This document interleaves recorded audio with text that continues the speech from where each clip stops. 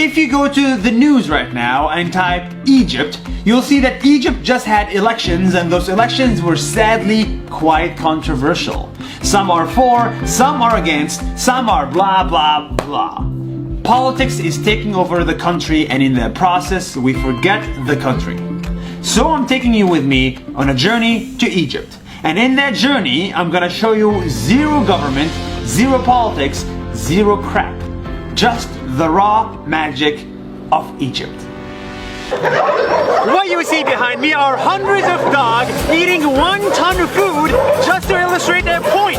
And that point is simple. Egypt is cheap. تفضل الشاي. شكرا.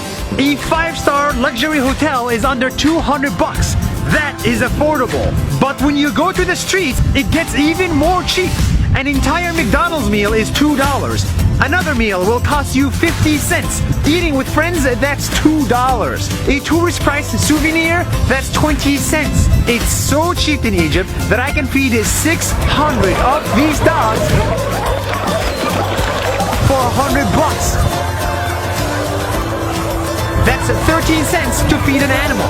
13 cents. Egypt has only recently become this cheap, and some locals are not too happy about it. But if you're watching this from the United States, come visit Egypt. Trust me, it's worth it. That's 1 minute. See you tomorrow.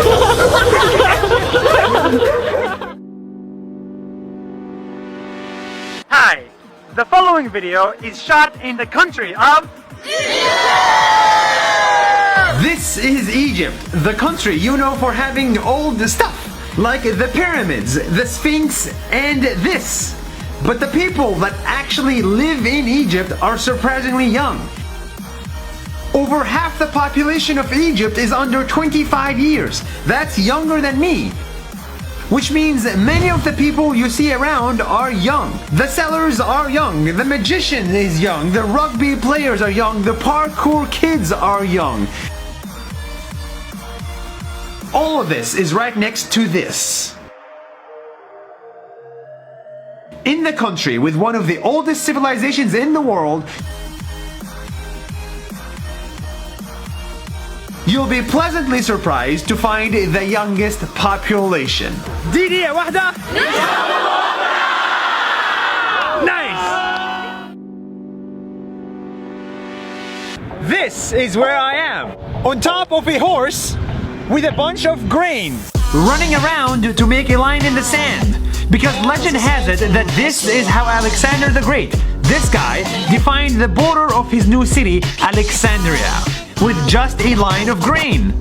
And thousands of years later, his city is still standing, with its own library that's the largest in Africa and the biggest in the ancient world. With its own delicious food.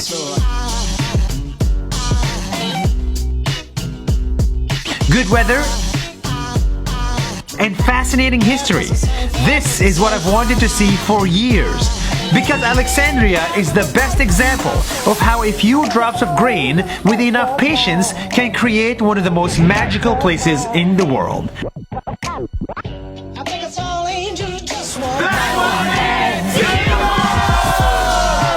Nice, Alexandria, nice. Hi. What you see behind me is an entire city filled with garbage. Pigs, bad smell, and dust. This is the garbage city of Egypt. But before you judge this city too much, let me show you what's inside. Here is where tens of thousands of garbage collectors live.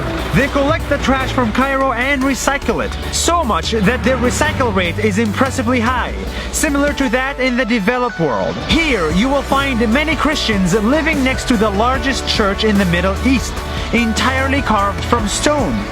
Here you will also find lots of art on houses, but from afar it's one giant art piece on the entire city. The garbage city of Egypt is very dirty and very poor, but it's not garbage. Because garbage is what keeps this city alive. That's 1 minute. See you tomorrow. Hi. half of you are probably freezing right now in the middle of winter, wondering, Where did summer go? where did summer go? Summer is right here. It's in the city of Aswan in Egypt that is literally always sunny. This is in the month of February. But it's not just the weather here, it's the culture. In Aswan, these rocks were chopped and put on boats to cross the Nile to build this.